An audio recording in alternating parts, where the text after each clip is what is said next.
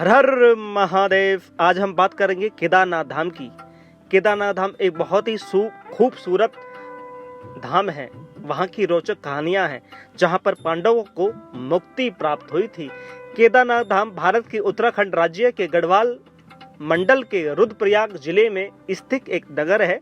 यह जिले के मुख्यालय रुद्रप्रयाग से 86 किलोमीटर दूर है। यह केदारनाथ धाम के कारण प्रसिद्ध है, जो हिंदू धर्म के अनुयायियों के लिए पवित्र स्थान है।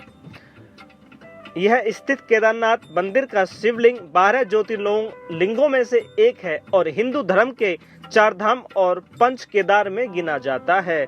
श्री केदारनाथ धाम का मंदिर 3593 मीटर की ऊंचाई पर बना हुआ है। एक भव्य व विशाल मंदिर है। इतनी ऊंचाई पर इस मंदिर को कैसे बनाया गया, इस बारे में आज भी पूर्ण सत्य ज्ञात नहीं है। भगवान केदार के दर्शन के लिए मंदिर केवल 6 महीने ही खुलता है और 6 महीने बंद रहता है।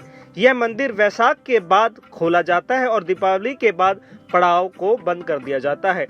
जब 6 महीने का समय पूरा हो जाता है तो पुजारी इस मंदिर में एक दीप जलाते हैं, जो कि अगले 6 महीने तक जलता रहता है। 6 महीने के बाद जब यह मंदिर खोला जाता है, तब यह दीप जलता हुआ मिलता है। कितनी रोचक बात है, कितनी महत्वपूर्ण बात है। 6 महीने बाद भी वो दीप जलता हुआ मिलता है। ऐसी मान्यता है कि द्वापर काल में जब पांडवों ने महाभारत युद्ध जीतने के बाद अपने आप को पवित्र और शुद्ध करना चाहा, तब उन्होंने इस बात की ग्लानि हो रही थी कि उन्होंने अपने भाइयों सगे संबंधियों का वध किया है। उन्होंने बहुत पाप किया है। इस लेकर वो बहुत दुखी हो रहे थे। इन पापों से मुक्ति के लिए पांडवों ने भगवान शिव के दर्शन के लिए काशी पहुंचे। लेकिन इस बात का पता जब भोलेनाथ को चला तो वो नाराज होकर केदारनाथ चले गए।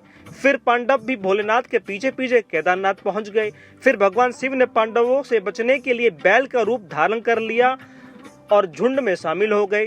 तब भीम ने अपना विराट रूप धारण कर 2 पहाड़ पर अपना पैर रखकर खड़े हो गए। सभी पशु भीम के ऊपर के नीचे से चले गए, परंतु भगवान शिव अंतर्ध्यान होने ही वाले थे कि भीम ने भोलेनाथ की पीठ पकड़ ली। पांडवों ने इस लालसा को देखकर शिव बहुत प्रसन्न हुए और उन्हें दर्शन दिए। इसके बाद पांडव इस पाप से मुक्त हो गए। भगवान शिव ने उनको आशीर्वाद दिया। इसके बाद पांडवों यहाँ पर केदारनाथ के मंदिर का निर्माण कराया, जिसमें आज भी बैल के पीठ की आकृति पीठ के ऊपर में पूजा की जाती है। भगवान शिव की कथाओं को सुनने से हमारे पाप दूर होते हैं। जिस तरह से पांडवों ने अपने पाप दूर किए, वैसे ही हम भी अपने पाप दूर कर सकते हैं। हमें भी ऐसे ही कथाओं का आनंद अपने शरीर और मन को देना चाहिए। हम जो ग्रहण करते हैं भोजन, वही हमारे शरीर के लिए भोजन नहीं है।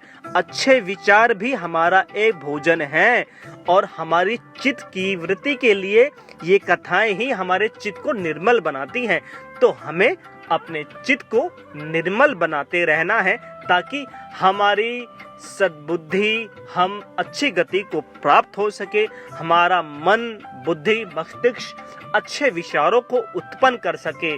तो हमें अपने आप को भोजन के द्वारा बलिष्ठ बनाना है और भगवान शिव और सारे जितने भी हमारे ग्रंथ हैं, उनसे अपने मन को पवित्र करके अपने आप को उन्नत करना है, क्योंकि हमारा लक्ष्य है मोक्ष प्राप्त करना और हमें वो इस तरह ही करना पड़ेगा।